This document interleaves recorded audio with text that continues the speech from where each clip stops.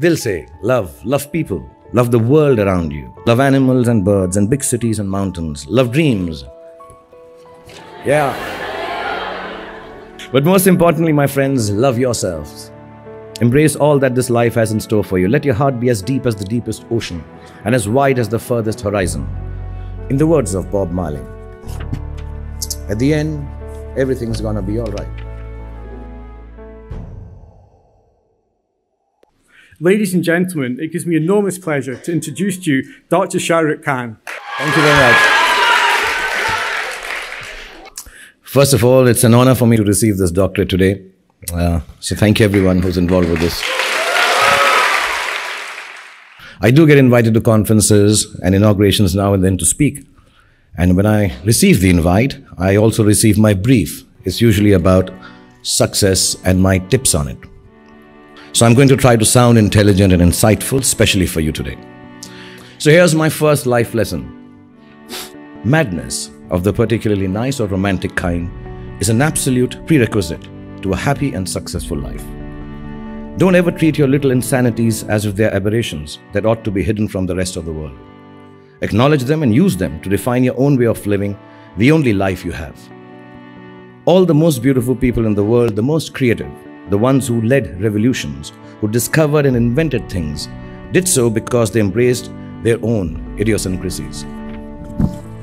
There's no such thing as normal. Normal is just another word for lifeless. So my next lesson is the following. If you ever find yourself cheated of all your money and sleeping on a grave, do not fear. A miracle is near, either that or a ghost. But all you have to do is fall asleep, trust me. In other words, no matter how bad it gets, life is the miracle you are searching for. There is no other one around the corner. Develop the faith in it to let it take its own course. Make all the efforts you can to abide by its beauty, and it will not let you down. Use every resource you have been given, your mental faculties, the ability of your heart to love, and feel for those around you, your health and good fortune, all of the thousands of gifts life has given you to their maximum potential. Honor your life, please. Honor each gift and each moment by not laying it to waste. There is no real measure of success in this world except the ability to make good of life's endowments to you. Sometimes life's gifts arrive wrapped in all wrong damn wrapping. This brings me to my third life lesson. If you'd been successfully playing an angry young man, you'd pretty much be angry and young for the rest of your life. If you'd been a police inspector in 3 movies, odds were you'd be in the next 33 too. This applied to female actresses also. Wives were wives, seductresses were seductresses, mother-in-laws were mother-in-laws, and so on and so forth.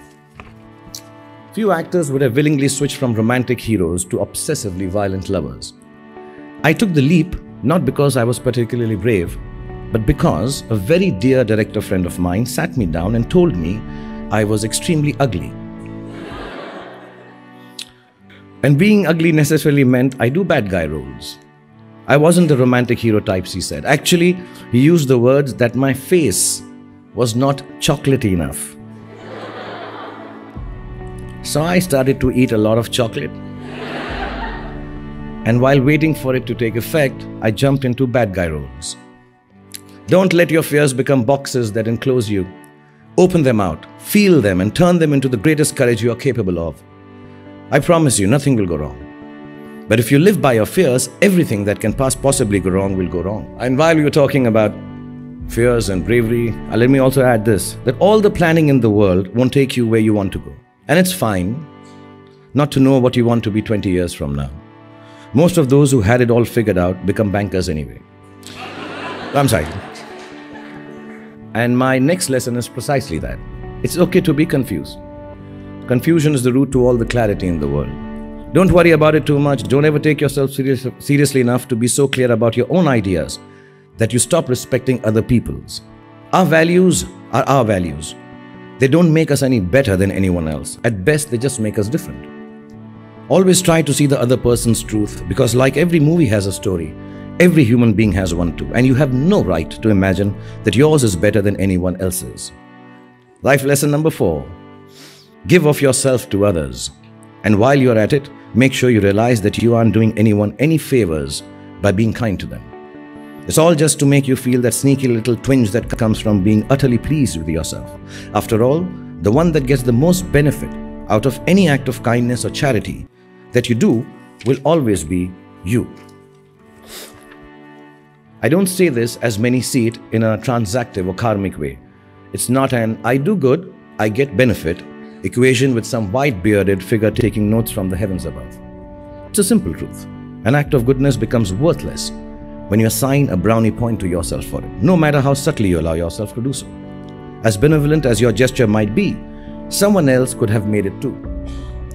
Regardless of how rich, successful, and famous you become, don't ever underestimate the grace that other people bestow upon you just by being the recipient of your kindnesses. You might be able to buy your friend a rose for his or her birthday, but it's no substitute for a patient hearing of your sulky rants on a bad hair day. Sometimes things just happen. So my fifth lesson is this: when life hits you with all the force of its resplendent rage, the rose isn't going to give you comfort. A friend's grace will. And if you can't find resolution as easily as you would like to, please don't panic. Everything evolves as you go along. Even disasters eventually resolve themselves.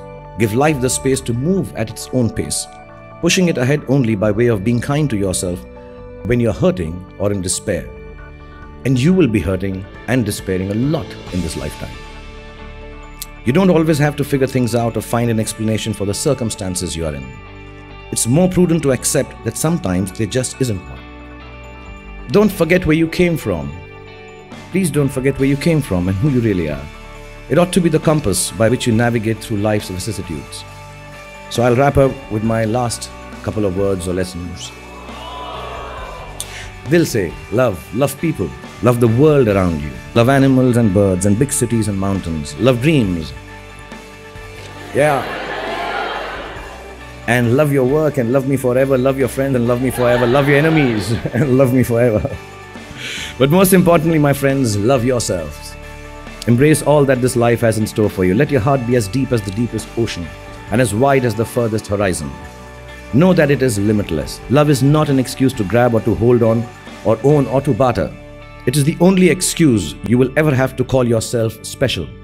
And if someone you love lets you down, don't fault yourself for not trusting him or her. Fault yourself for not trusting your love enough to forgive his or her trespasses. You never know what the future will bring, whether there will be a tomorrow or not. Remember, however many times you go wrong, no matter how many times you fail, despair, feel like this world is against you, in the words of Bob Marley, at the end, everything's gonna be all right.